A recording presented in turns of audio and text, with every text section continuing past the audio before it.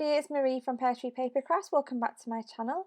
I'm back with a 12x12 process video for you today for Lottie Loves Paper using the awesome new Think Happy kit. So this video does count as an advertisement. I am scrapping today a picture of myself and my son from a holiday. And I wanted to do such just lovely bright colours, so I pulled out a few of those papers there from the 6x8 paper pad.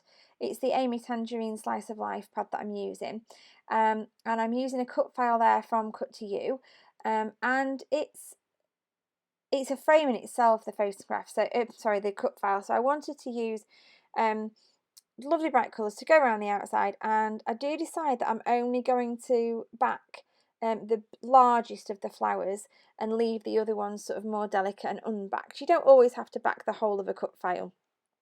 You literally can use them exactly how you want to. So I've chosen that orange, and the other colour I use is that yellow that you can see out there on my table. I don't use the pink and the green in the end, and I stick to those oranges and yellow colours for the whole of this layout. As I started doing this cut file, I wasn't quite sure where I was going, and I was thinking about putting it on a dark background, on a dark blue, but in the end I decided I wanted to have a bit of a play with some mixed media.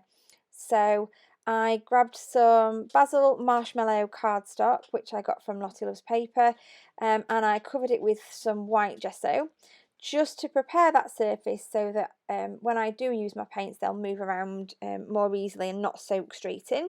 So for this layout, I'm going to be using some acrylic paints. I've just chosen an orange and a yellow colour that match those papers that I used to back the cut file. And I kind of keep the cut file to my left.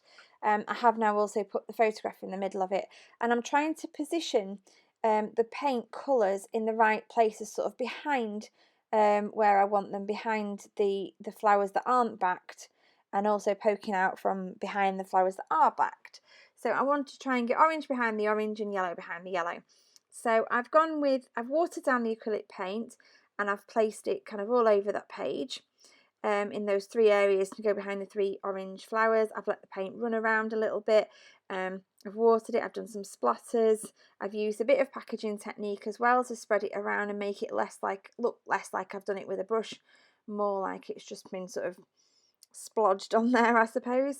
So I do loads of splatters there, and then I let that dry a little bit, and then I start adding some of the yellow once I'm happy with where all the orange is. And here I go with the yellow again, just watering it down and then adding it to the page, and making sure, because by watering it down it kind of allows it to move around more freely. So I wanted to join those areas up there and have a little bit of yellow. It hasn't dried fully, so the colours kind of merge together a little bit, but they don't bleed together so much that I just end up with a mush. You can see a clear distinction between the yellow and the orange.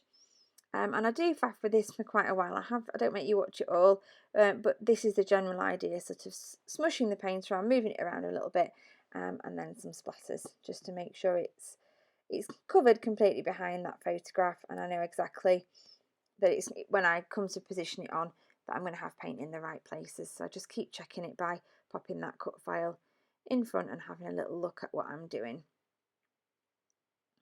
Moving it around, letting it run around the page. So there's my finished background. I do have to leave this for quite a while to dry, because it did end up being quite wet because I wanted that paint to move around. So I'm just propping up now that cut file on some adhesive foam, and I'm just putting it on the main parts really, not the whole thing.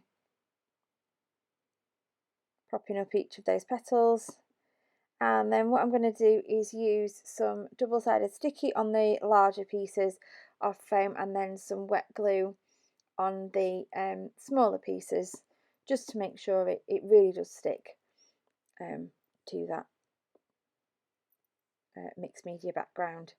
The paper is a little bit wobbly. I wish it wasn't, but unfortunately that's what you get with mixed media, so that's where that's going to go. Really happy with that so far.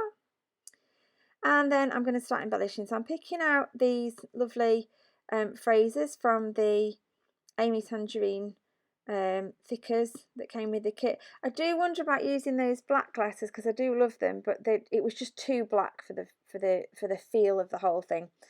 So instead I pull out some of these phrases, and I was umming and ahhing about having it just like that, and then I kind of have another look through and swap and change my mind between what I fancy. Recording process videos is actually quite helpful sometimes, because I like to look at my computer screen as it's recording to see actually is that if it looks different from a different angle, from a different perspective, and I find that really helpful sometimes in positioning different pieces of ephemera.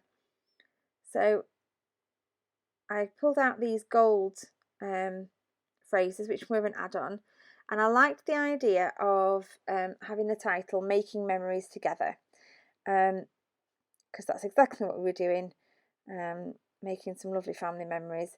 And I play with the positioning of these a little bit and move them around. And put the little dots on for the eyes, and then pop that other little gold heart up there as well. And I think I'm really happy with that now. It seems to give a balance to the page by having just something sticking out there to the right. And then I do pull off some of those Vicky Wooten butterflies that came in the main embellishment kit. There are some that have got a bluey tinge to them, and then some that have got pinky orange. I just chose the 3 pinky orange ones.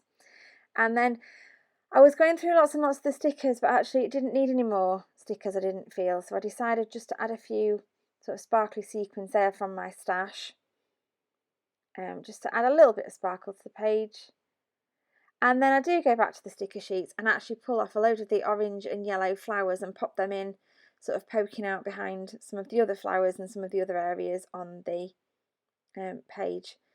And then, just like the last one, I really enjoyed tearing the paper on the last one, so I decided to do it again on this one. And I've decided to use that orange and yellow paper that I used for the flowers, just to add a little bit of interest at the top and bottom, and it kind of really balances out the page, and I really like that.